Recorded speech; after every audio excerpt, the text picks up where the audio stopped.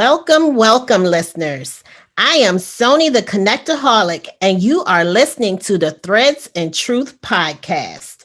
Each episode of this podcast, the focus is to stitch together cultural legacies, connecting and expanding cultural and historical legacies for stronger communities. I use a verbally simulated sewing needle to connect the threads to the truth. The theme for this month is May I Talk to You About Giants? You get that? May I talk to you? Okay, you get it. These are figurative giants within our communities.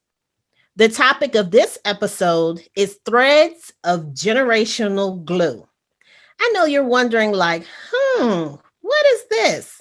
You will further learn about the threads of generational glue. You will learn more about the threads of generational glue through my guest, Miss Tanisha Stanford, a 2018 graduate of the University of Louisville. At the end of her graduate work, she penned such a powerful thesis entitled African American Grandmothers as Matriarchs. We don't live for ourselves. After this brief break, we will come back and begin to stitch the threads of generational glue. This conversation will begin at the eye of the needle.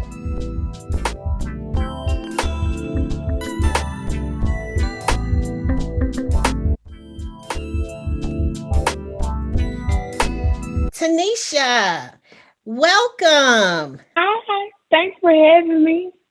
Oh, it is just an honor to have you accept my invite.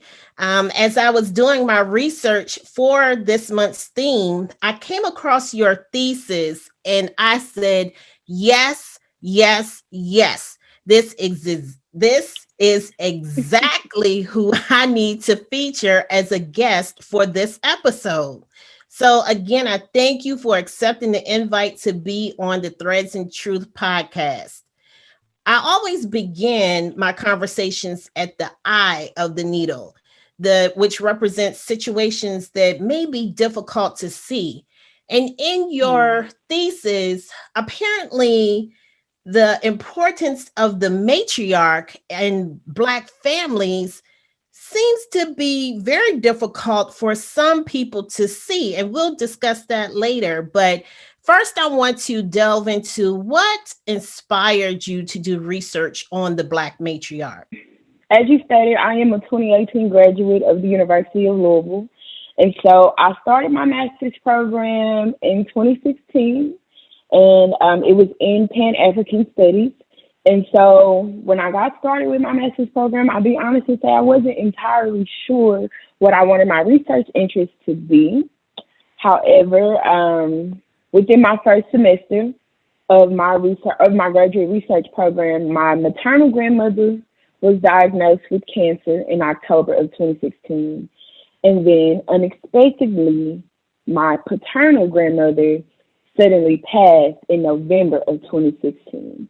So, I had to go home and get things situated, but I came back despite me not wanting to come back to school. So my second semester, I had a course, I believe it was Gender and Poverty. And so it talked about, and the professor was a woman. Okay. And so she just talked a lot about women and women's roles in the family and things of that nature. So at that point, I knew I wanted to do some research surrounding women.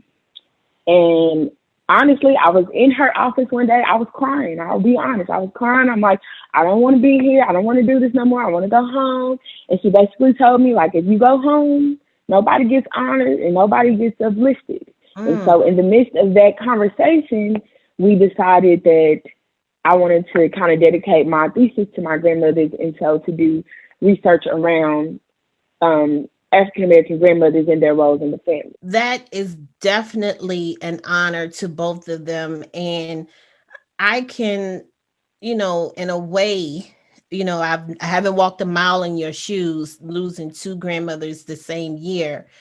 But that's a lot. that is a Mhm. lot. I lost one of my aunts, my mom's sister. It was near finals time, and Mm. I went, and went to go see her during spring break, and then they called us in again in April, and I was like, okay, if I can just make it through, if I can just make it Mhm. through. But then, Mhm. when my mother got on that Amtrak and she came to see me in New Jersey on the campus, and I was like, uh-oh, something's not right. So I Yeah. understand the difficulties in breaking down in the offices. Like, I don't want to do this. I'm done. So I get Yes. it. But you Absolutely. stuck with it. And what an amazing way to honor both of your grandmothers with leaving something for people to read and research and find you and email stalk you like I like I did, Yes. so that I you have to this needs to be more widely spread, because it is a definitely a topic that people don't value. And we're going to get Mhm. into that right now. Your thesis referenced how many researchers and studies were so heavily focused on the pathological characteristics of the Right. Black family. Can you talk to us about this theory? Yeah, absolutely. So I feel like when I was kind of beginning my research, when you think about the black family, or if you do scholarly research on the black family, something that's going to always come up is the Moynihan Report. And if for people who are unfamiliar with the Moynihan Report, he basically said that the black community is crumbling, and the reason the black community is crumbling is because the black family is crumbling. And let me tell you why. And he goes through all these reasons of why, the black family is deficient. And so I feel like a lot of people who do research around black families, they kind of go off that same kind of paradigm, like a deficiency paradigm. Like, because you think about it, like a lot of the research that was done on black people, it stems from things like eugenics made, that was created to prove how black people are different or deficient than the host culture. And so because of that, a lot of the research that people do around the black family is just to describe how we're different or how we're deficient than white middle class families. And so because of that, we miss all the ways in which the black family is resilient. Instead of talking about drug dealers and the lack of a father in the household, talk about how, yes, there was a lack of father in both of these households, but both of these mothers came together to raise their children. Or, they work their schedules around each other so that their children can be socialized and looked after. So a lot of researchers don't often talk about that. It's usually just, black people are deficient. They live in poverty. They come from non-traditional households. They're not educated. Right. But we don't talk about why, and we don't talk Right. about, just like I said, all the ways that we are resilient despite the barriers against us. And you are absolutely correct. If we want to be real about it, the black family started crumbling when they started separating our families, okay, during Okay. during the time that our ancestors were enslaved, and Uprooted. pulling them Absolutely. to different plantations, and mothers not able to see their children, and crying, and the hurt Absolutely. and the pain, and pulling the fathers out of the home because he was big and strong, a big, strong Mm-hmm. buck, and he could do the work that was necessary on another plantation, so he was sold away from his family. Right. Or because oh girl, we can go on and on about that, but No, seriously. that Seriously. if they want to talk about crumbling, the black family crumbling, let's start there. Let's start there. Right. Right. And to me, I would even take it just a little bit before that, because the fact of the matter is that when they brought us over here on slave ships, they weren't capturing whole villages and then leaving villages together. Like, no, they were separating us from the moment they started putting us on ships. So as soon as they brought us to this new land and to these different plantations, we had no choice but to start making those community and family ties, because if not, you were alone. So at that moment, they started to break down the Black family as soon as they put us on ships and brought us over here. Exactly. You just said exactly what Mhm. I wanted you to say. I Mhm. I wanted you to go all the way back to when they broke up villages. That's Absolutely. let's crumble start that's where the cookie started crumbling. So Absolutely. yes. There was also another researcher that used this catchphrase, miraculous movements, as it related to the history of the Black family. What was that miraculous movement that they were speaking of? That was by Charles Willie and Richard Reddick. And so basically what they were saying was like the survival of the Black family should not be called the survival of the Black family. It should be called a miraculous movement. Just basically saying that Black people have not only survived, we've evolved, we've adapted, we've adjusted throughout everything, just like I said earlier, everything that is against us, all the sociological disparities, all the psychological barriers, all of the economic barriers, we still manage to negotiate and navigate our situations and our circumstances, and not only to just survive, but to triumph over these things. Like, we don't just make it through. We don't make it through by the bare minimum. Like, we overcome them. And so it's not just about survival. It is a miraculous movement. And then on top of that, how we have had to adjust and adapt. It made us create different types of family structures. You Mm-hmm. know, so it's not just about survival. It's more than survival. It's bigger than the survival and the historical survival of Black people. Like, we've done more than survive, We have despite everything against us. facts. We are Hmm. some of the most resilient people that Absolutely. walk this planet.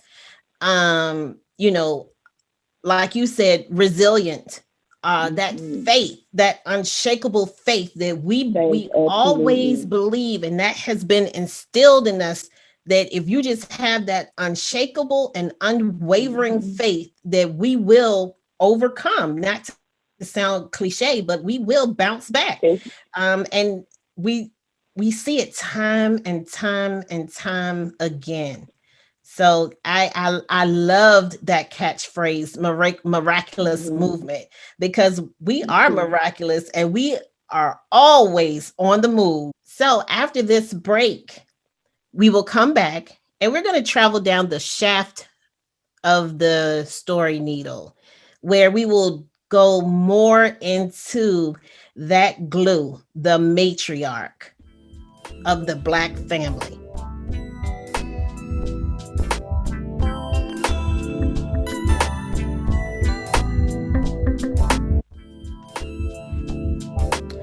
All right, listeners, welcome back. If you are just tuning in, I am Sony the Connectaholic, and my guest this week is Tanisha Stanford, a 2018 graduate of University of Louisville.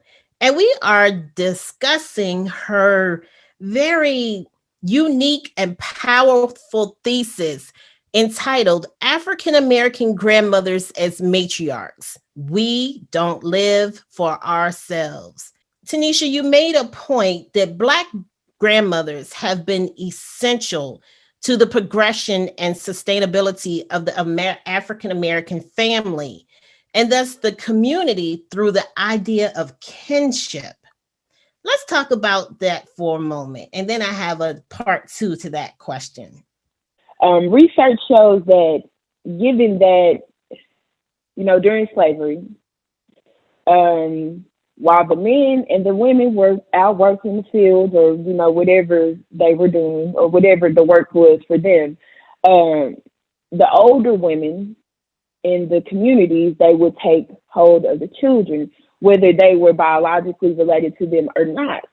So I feel like, post emancipation, post Jim Crow, and things, grandmothers have taken on a similar role. Like, you think about the Reconstruction era where Black people were leaving the South and going up north for jobs, but they didn't always have the means to take their children with them. So a lot of times the grandmothers stayed in the South and the kids lived with their grandmothers, or, for a certain time of the year, whether it be the summertime or just whatever their busy season was, the children were with the grandmothers. And not only just in regards to Reconstruction, I mean, just in the community in general, while the parents are working, whether it's your biological child or not, like, grandmothers in the community take hold of the children. And that's something that I've seen in my own life. Like, my grandmother had 7 children, and altogether there were 7 grandchildren. But so often, like, wow, when we got out of school, it was so many other kids at her house, like just neighborhood kids. Right. Just from where, she just took in everybody else and she fed everybody. We all sat down and did our homework together. We all went outside and played together. She made sure everybody ate. And then at the end of the day, the parents came and got everybody. Like, my grandmother was one of those neighborhood grandmothers that kind of took on everybody's kids or whatever responsibility needs to be taken on. So, yeah, grandmothers are very essential in just creating those kinship ties. In my interviews that I did for my grandmothers, I had one of my grandmothers, she said that, one of the grandmothers that I interviewed, she said that she grew up with a host of steps and had siblings. So she had cousins that weren't really her cousins, but she was told that they was her cousins, so they were cousins. And that's exactly how I feel. Like, I don't always know, or especially coming up, I didn't always know how people were related to me, but that was just that fictive kinship. You better believe it. Listen, if Nana, Big Ma Mm-hmm. said that those were your cousins, those are your cousins. That's it. Period. Period. Period. Okay. And you're not going to question them, but it's, yes, you are my cousin. People say, well, how are they your cousin? I don't know, but Nana said they were my cousins. So, and and eventually, because, I'm heavily into DNA research, and you Mm-hmm. learn that, you know what? They really are my Oh, cousin. yeah, my cousin. know, Absolutely. so, as but back then, you didn't tell family secrets. So Mm-hmm. this Mm-hmm. is your cousin, and that's it. Don't ask any more And that's it. questions how, or if they are fictive kin, they're still your cousin. Your And a cousin. lot of other cultures don't really get it. Well, geez, is everybody your cousin? Or how many cousins do you have? Or, now granted, I do have a lot of cousins now. My grandmother, Same. my nana was one of 22, okay? And my Ooh, grandpa fantastic. was one of 11. So I have a lot of cousins. But I Same. also have some of those fictive kin that nobody can tell us any different, that we're not, related. So do you find this to still be relevant today?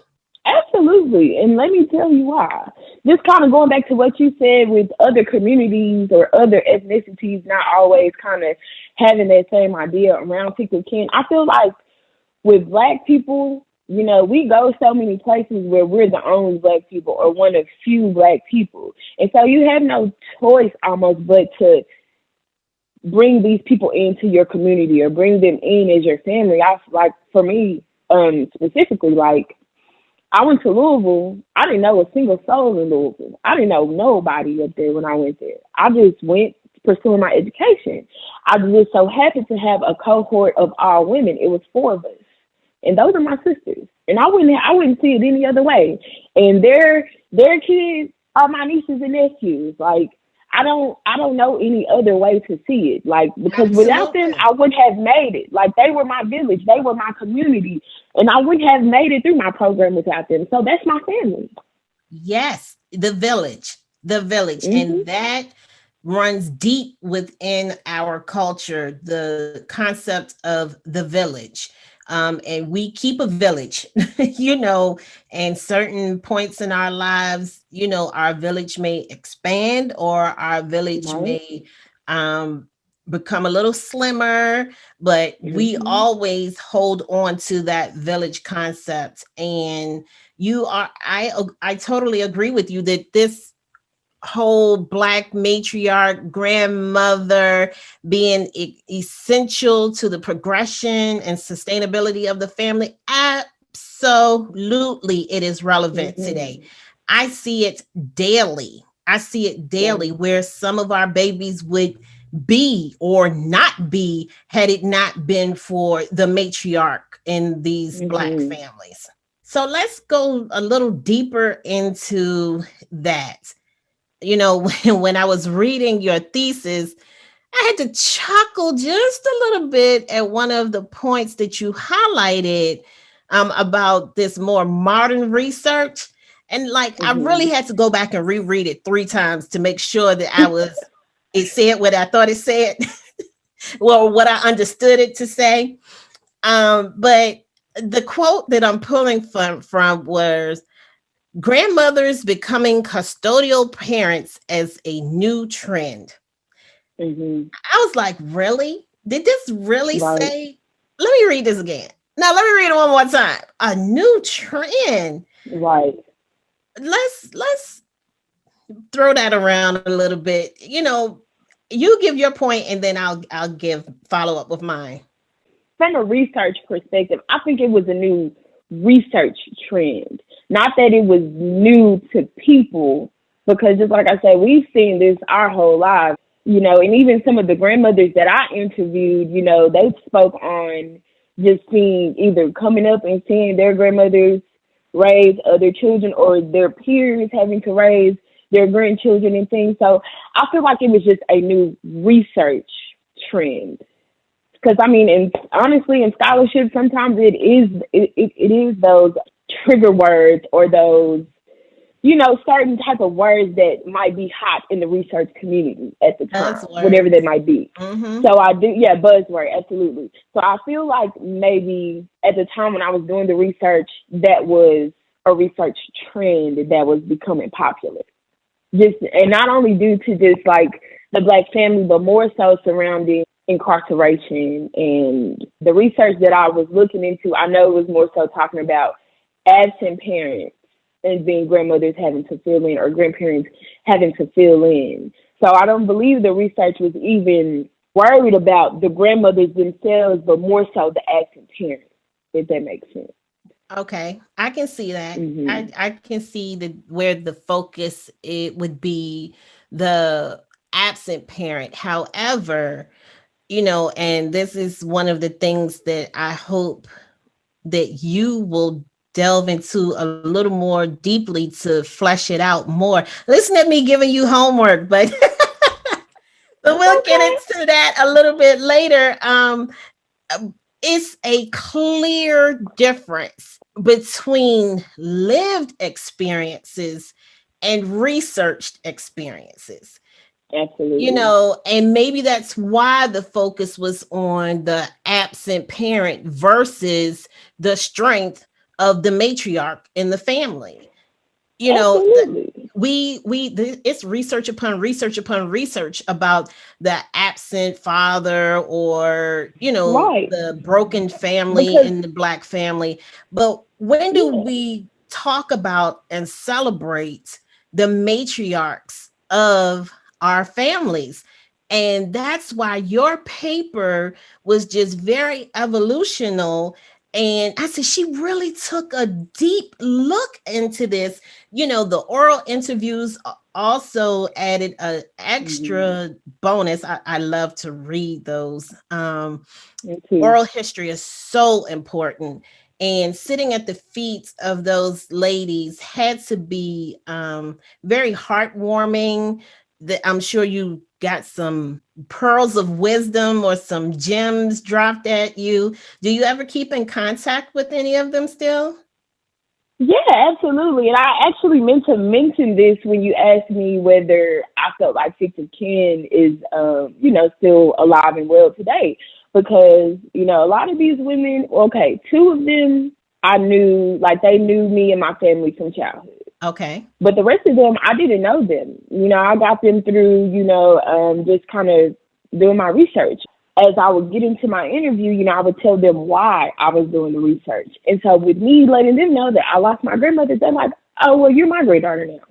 Oh, And so, yeah, so excuse me if I get a little emotional. But, no, so that's yeah, they're like, fine no, you're because my, that's what we do. That's what we do yeah. as a culture. So yeah, yeah, I do keep in touch with some of them, especially those who knew me from childhood. They definitely check in with me, and then some of them are like the grandmothers of my friends. So it's like we get to see each other, and if they haven't heard from me, they might be like, where's Tanisha? Tell Tanisha she needs to come see me. Okay, I haven't seen or heard from her.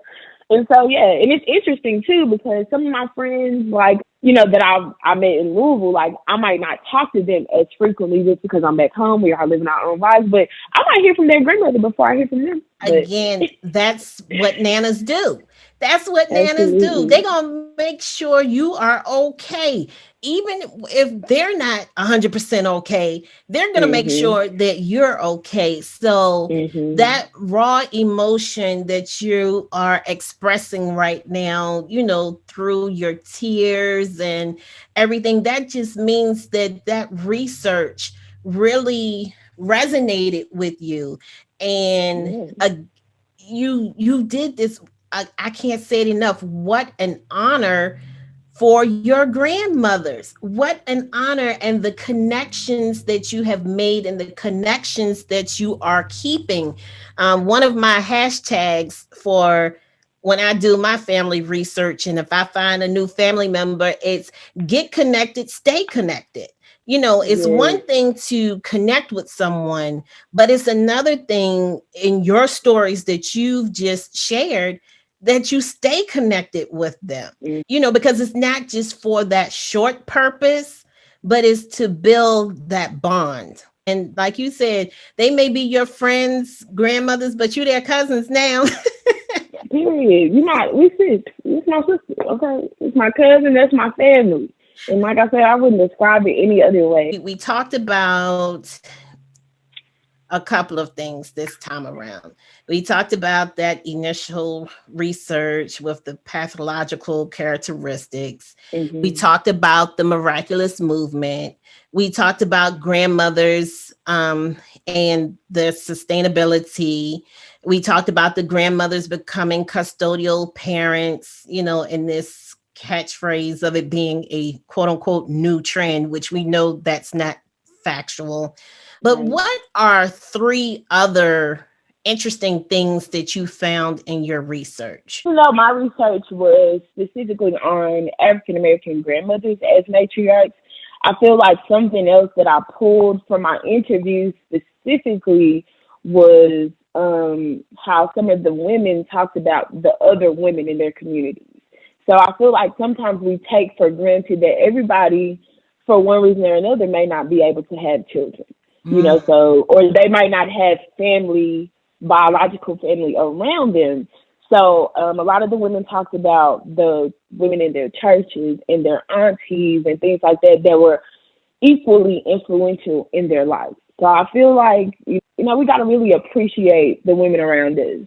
It might not always be, your mom or your grandmother that's dropping off that knowledge for you, that wisdom. It may not always come from your mother or your grandmother, but it's women around us, the women around us, not just mothers and grandmothers, but they're the ones who secure our village.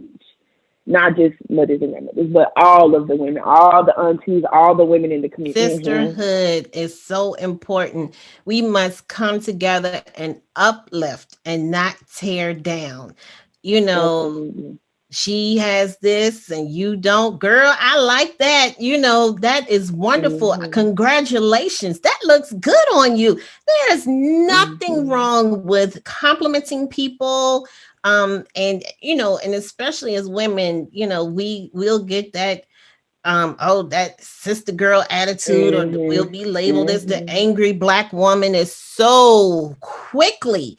But if we continue to come together, stand unified in a sisterhood and uplift one another, then we can change Absolutely. that social narrative of who we quote unquote are. And that kind of segues into another interesting finding that came specifically from my interviews, and that was open communication or transgenerational knowledge.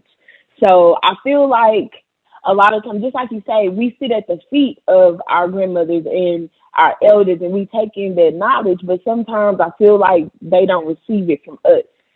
And that's how we kind of keep the conversations going and keep everybody up to date, is we have to exchange information from generation to generation, not just have it trickle down one way or another. And so some of the grandmothers, they say that they felt that that was key to their relationships with their grandchildren, especially those who had granddaughters.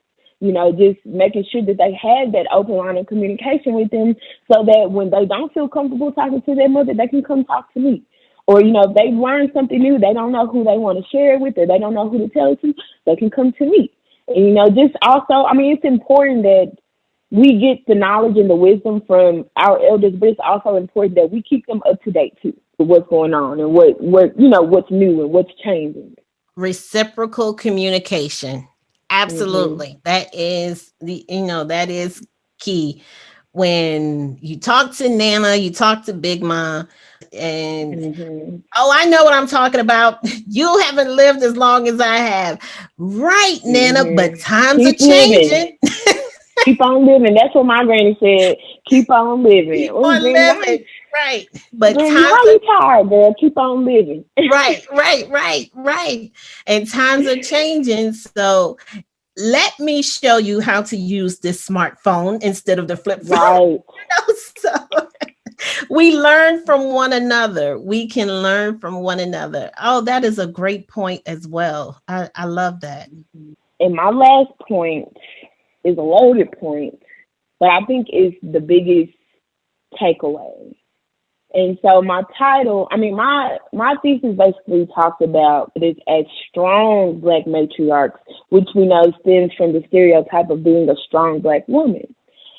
And I don't like that stereotype because, yes, Black women are strong, but I feel like we have to understand that when you look at the research and then I look at the interviews that I did, that these women didn't necessarily want to be strong. They had to be strong. This is something that they learned to do. And I feel like, one, we have to learn to find strength in asking for help, or find strength in letting people know that, hey, I am overwhelmed right now. But also find strength in us as younger generations, taking the load off of our mothers and our grandmothers where we can, like just check in on them, like, hey, what can I do? Hey, is there anything that I can help you with? Just because so many of the grandmothers that we interviewed, and then just some of the research shows how women so often suffer in silence, because they got to be so strong, because everybody around them is expecting them to be this matriarch and be this rock in the family and hold everything down. Everybody expects them to do it, but that doesn't mean that they always know how it's going to get done, or that they feel capable, but some kind of way they make a way. And we're grateful that our grandmothers and the women before us have been so strong and that they've taught us to be strong. But I also feel like we got to learn to outsource. We don't have to hold up the world. I want us to stop feeling like we have to do that. I'm almost speechless. Like you said, that was loaded and heavy. And indeed it was, because for so long, for centuries, the Black woman has been that woman to hold it all together, to carry the weight of the world on her shoulders, and still get the job done. And still get the job done. So there's that meme that floats around: check on your strong friends because they may not be okay. I post that, because over and over again, because I'm one of those strong friends, and there are days when I'm like, oh Lord, give me the strength to carry on. But other people, oh, you got it. You strong, you got it. Right. And that's what I portray. But sometimes just check on me. Are you doing okay? So what you said there, Tanisha, okay. You see, Tanisha, you mm, you just said a whole word up in there. Cue the organ music. Cue the organ music because you are ready to go deeper into this research, and I can feel that just through our conversation. And that's what I want for you, to continue this scholarly work, to bring forth more insight and truth about the Black matriarch. So, ladies and gents, when we return, we are going to get to the points of the needle.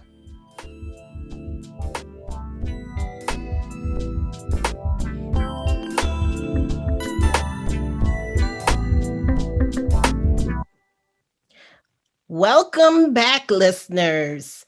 We have threaded the eye. We have really traveled down that shaft. Tanisha took us down that shaft where we were almost doing a whole church shout down that shaft with her thesis, as we are going through her thesis paper, her thesis, as we are going through her master thesis.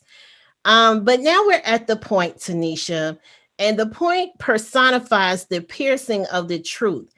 And I promise you that that last statement that you just made was definitely like, oop, there it is, right through the garment, right through the garment. We have pierced it. So we've pulled, we've stitched all these threads together, and we've pierced it. What garment of truth do you think that we've created in this conversation? If nothing else, transparency. Because, like I said, so many Black women suffer in silence. So this is me letting y'all know that we are suffering in silence. So for people to check in on us, and not only for us to check in on one another, but again, transparency and being vulnerable and saying, "Hey, I do need help. Hey, I am overwhelmed today." So if nothing else, I say transparency in the roles of Black women and what we do in sacrifice for the sustainability of us in our communities. Yes, I can see it. I can see one of those. See, you may not be old enough to remember those little see-through blouses that we used to, where you would put a tank under and then you just have the little sheer blouse over it and you could see right through to your tank or whatever. Mm-hmm. So, yes, that is our And it's garment. That's almost a point that we need to connect backwards to look at the historic context as we did before. So, how will this garment of truth help you? Listen to this, you see, watch what I'm doing here. Help you in furthering your research to make a more historic connection that grandmothers have played in raising generations upon generations upon generations of grandchildren and kin. Just like you said, it is a call to action, I believe, for us to go back 10 coasters, go back to our roots and take a look at what our grandmothers have done for us. And then, if nothing else, show them, give them their flowers while they're here. Give them their flowers while, I cannot stress that enough. Give them their flowers while they're here. Even if you don't see the sacrifices they made, you don't know what they made, just know that they've made them for you. So take a look back, see what they've done, and give them their flowers now.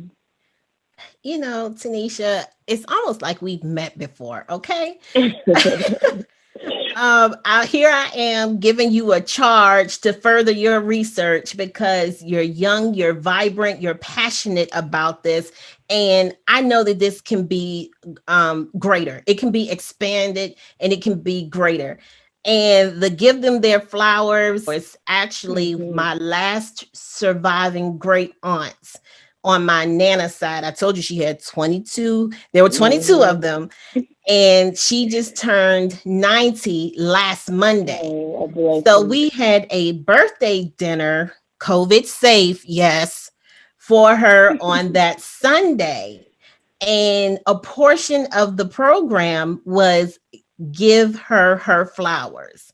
And I had 25 pink roses and one lily because one of her sisters was named Lily. The 20 6 total flowers represented her 21 siblings, her 2 parents, and her 3 Okay. children. So when everyone Okay. came to give their reflections, we had a beautiful vase in Aunt Clara's lap, and everyone had to present her with a flower. So, yes, we have to give our elders, our matriarchs, their flowers Mhm. while they are still here with us. Absolutely. Tanisha, this has been a wonderful conversation.